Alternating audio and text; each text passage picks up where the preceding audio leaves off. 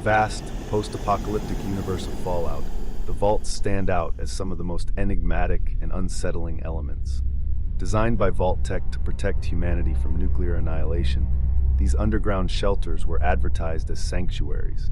However, as players have discovered, most vaults were anything but safe havens. Instead, they were elaborate social experiments designed to test human behavior under extreme and often horrifying conditions.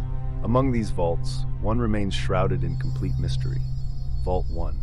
The very first vault, its purpose and existence are never mentioned in the series, fueling a tantalizing conspiracy theory among fans.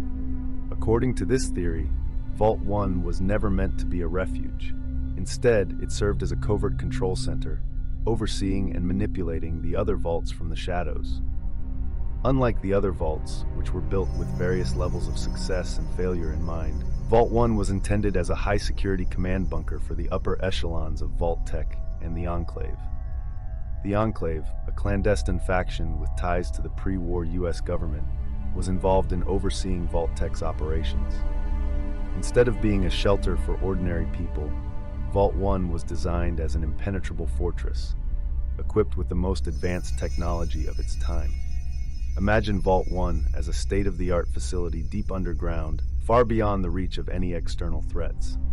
Its control room would have allowed its occupants to monitor every detail of the experiments happening in other vaults.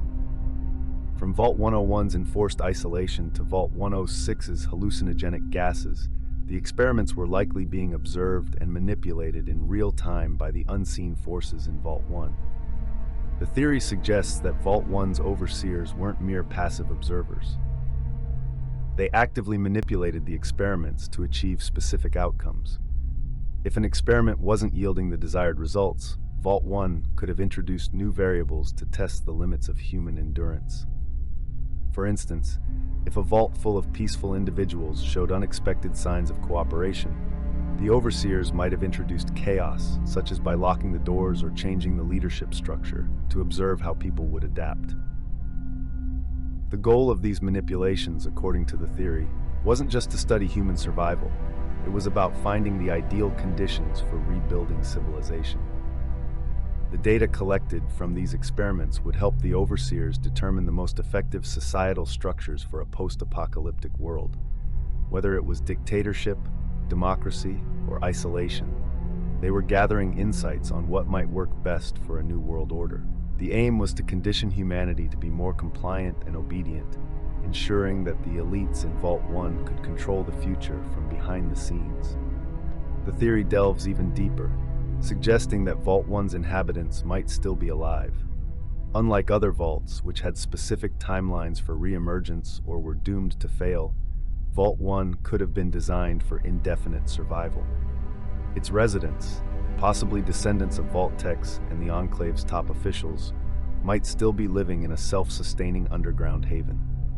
Their ongoing mission would be to monitor the Wasteland and ensure that humanity follows the trajectory they have set. This concept raises intriguing and chilling possibilities. If Vault 1 is still operational, its overseers might have been influencing events in the Wasteland all along.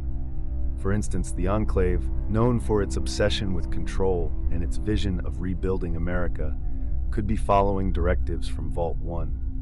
This would explain the Enclave's access to advanced pre-war technology and their focus on controlling the Wasteland. Perhaps they are executing a plan crafted long ago by Vault 1's original residents. Some fans expand this theory further, suggesting that Vault 1 might have influenced other factions in the Fallout universe. The Brotherhood of Steel, notorious for its obsession with hoarding technology, could be acting under Vault 1's influence, gathering and protecting technology for the eventual return of the Vault's elite rulers.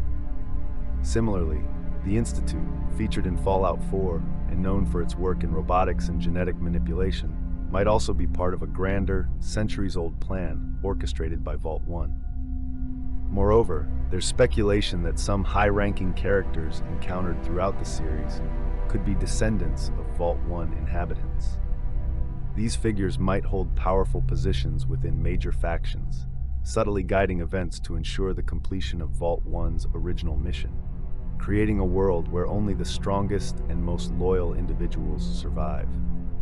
Vault 1's existence could also explain the seemingly cruel and bizarre nature of Vault-Tec's experiments. If Vault 1 was truly behind these experiments, the goal was never to save lives. Instead, it was about breaking people down, studying their reactions, and using that data to control humanity's future. This aligns with Fallout's core theme of distrust toward government and corporate power, suggesting that the vaults were tools of control, not salvation. Ultimately, the full truth about Vault 1 may never be revealed. Its mysterious nature remains one of the most enduring enigmas in the Fallout universe. However, the theory continues to captivate and unsettle fans, who are left to ponder the dark possibility that the people who caused the destruction are still influencing the world from deep underground. Vault 1, if it exists, was never meant to protect but to dominate, leaving a haunting legacy that echoes through the Wasteland.